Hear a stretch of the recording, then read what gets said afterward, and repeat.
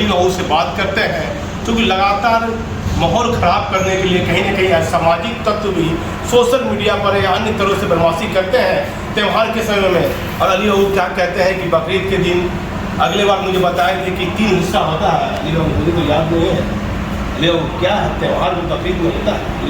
मतलब ये त्यौहार जो है ये हज़रत इब्राहीम अलैहिस्सलाम की याद में है।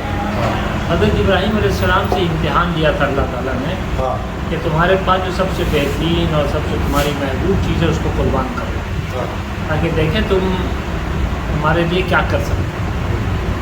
तो उन्होंने बहुत गौर किया, ध्यान दिया कि क्या चीज़ मेरे पास सबसे अच्छी है। तो कहा कि सबसे महबूब चीज़ उनका बेटा था, औलाद था, उसी को लेकर गए कुर्बान गाह में कुर्बानी देने के लिए। और लिटा भी दिया और छुरी भी चला दिया, लेकिन अल्लाह की तरफ से यह हुआ कि तुम्हारा इम्तिहान हो गया, तुम इम्तिहान में पास हो। और उसकी जगह पर एक दुम्बा आसमान से लेकर के फरिश्ता आया और उसने वो जगह था लड़कों के किनारे खड़ा। ये एक हिस्ट्री है। उसी की याद में आज भी जो हज में लोग जाते हैं वो उन्हीं के अमल करने जाते हैं, उन्हीं की याद में जाते हैं हज पर।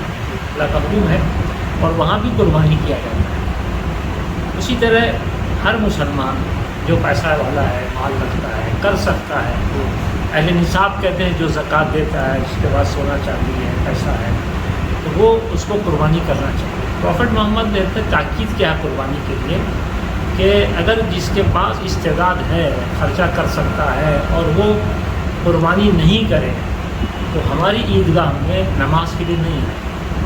इतने प्रेशर किया इसमें कुर्बानी पर। और जितना रुआ उस बकरे पर, भेड़ में जितना रुआ होता उतना पुण्य मिलता।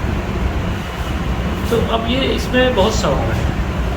हम ये कुर्बानी अल्लाह को राज़ी करने के लिए कर रहे हैं। जैसे बहुत सारा काम आदमी पुण्य के लिए करता है, उसी तरह हमारे लिए, हमारे बीच आज का दिन, ये 3 दिन जो कुर्बानी का दिन है, 10 तारीख उर्दू की, 11 तारीख और 12 तारीख, ये तीनों दिन कुर्बानी करने के लिए है। और इसमें बढ़ चढ़ के हिस्सा लेना चाहिए।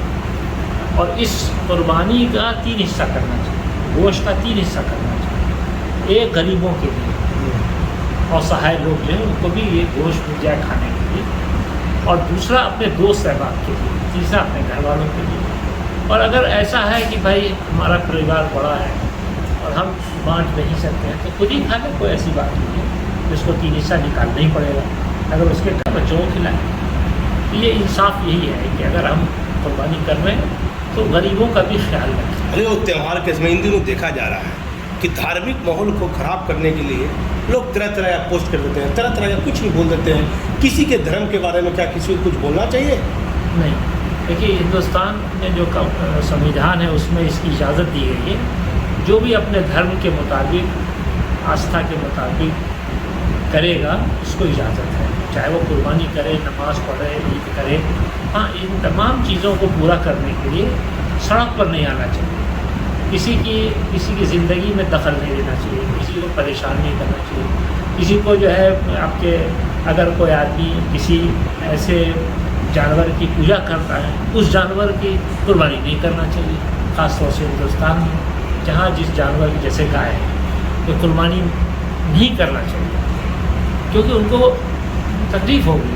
हमारे मुल्क में जो रहने वाले बहुत सारे लोग उसको पूछते हैं तो पूजनीय चीज़ को आप क्यों उसको कुर्बानी कर रहे हैं, ये मना किया गया है। तो इसमें एहतियात करना चाहिए। और फिर सड़क पर, रास्ते पर इस तरह से भी बचना चाहिए। प्रशासनिक अधिकारी को क्या करना चाहिए ऐसे त्यौहार? हाँ, इसमें ये ख्याल रखें सड़कों पर कोई तरह का गड़बड़ न करे, कोई जो है उससे फ़ायदा न उठाकर कोई इंतशार पैदा करे, उस पर चौकन्ना रहना चाहिए। प्रशासन को हर गली में या हर चौक चौराहे पर अपनी व्यवस्था रखनी चाहिए, ताकि वो कोई माहौल अगर बिगड़े तो उसको संभालने में देरी न लगे। हर आदमी वहाँ पर चौकन्ना रखे, इसका ख्याल रखें और सफाई सुथराई का।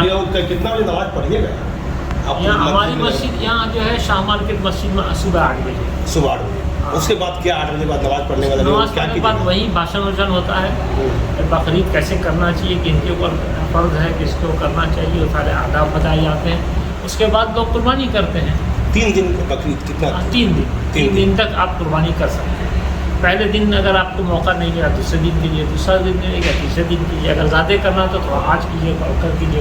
हर त्यौहार में तो आप बांटते रहते हैं, हिंदू या मुस्लिम सब? हाँ, कोई भी रहे उसको आप गोश्त बांट सकते हैं। जो भी आएगा उसको गोश्त देना है, या खिलाइए या उसको बांट दिए और पका के खाएगा।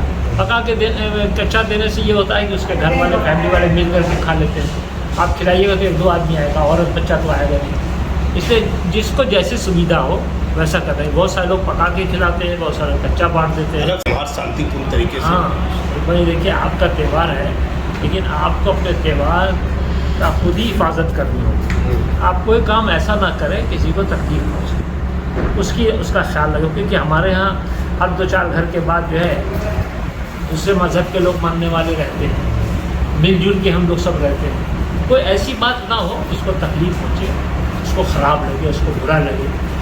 इस एहतियात अपनी जगह पर एहतियात करना चाहिए। और इस मुल्क में ख़ास तौर से जिस जानवर की पूजा होती है उसको कुर्बान करने में बचना चाहिए। आप बैल का कर सकते हैं, भैंस कर सकते हैं, लेकिन गाय की पूजा यहाँ होती है, इसलिए गाय को ना करें। आप देखिए अली बाबू ने कई महत्वपूर्ण बातें बकरीद पर कही है, और देखना चाहिए जो सामर्थ्यवान है, अल्लाह ताला ने जिसे सामर्थ्यवान बनाया है, वह आम लोगों को जिसे कुर्बानी का कुछ नहीं दिया है भगवान ऊपर वाला अल्लाह ताला, तो पहली कुर्बानी वैसे लोगों को दिया जाए। अली बाबू ने जो बातें कही है वह पूरा वीडियो आप देखिएगा, और मैं कुछ बातें करूँगा बकरीद के महत्वपूर्ण मौके पर।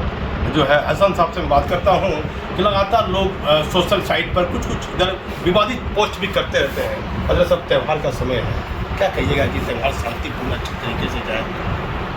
हाँ, ये बकरीद त्याग और बलिदान और कुर्बानी का प्रतीक है, और शांति और सद्भावना का पैगाम लेकर त्यौहार आते हैं।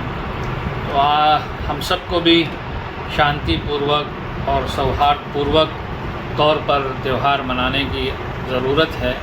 हम खानका पीर दमड़िया शाह के गद्दी नशीं होने की हैसियत से भागलपुर समेत तमाम उम्मत मुस्लिमा को ईद उल अज़हा की, बकरीद की मुबारकबाद पेश करते हैं और अपील करते हैं कि खुशियों के साथ ये त्यौहार मनाइए, सौहार्दपूर्वक मनाइए, और अपनी खुशी में अपने रिश्तेदारों को, दोस्तों को, अजीज़ों को और पड़ोसियों को, ख़ास तौर पर गरीबों को, असहायों को ज़रूर शामिल कीजिए।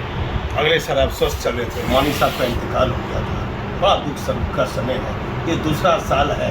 मौनी साहब की किसी न किसी त्यौहार के समय याद आती है, लोगों को इस समय वो बांटते थे, सभी समुदाय के लोगों को आज के दिन कुर्बानी के लिए मदद करते थे।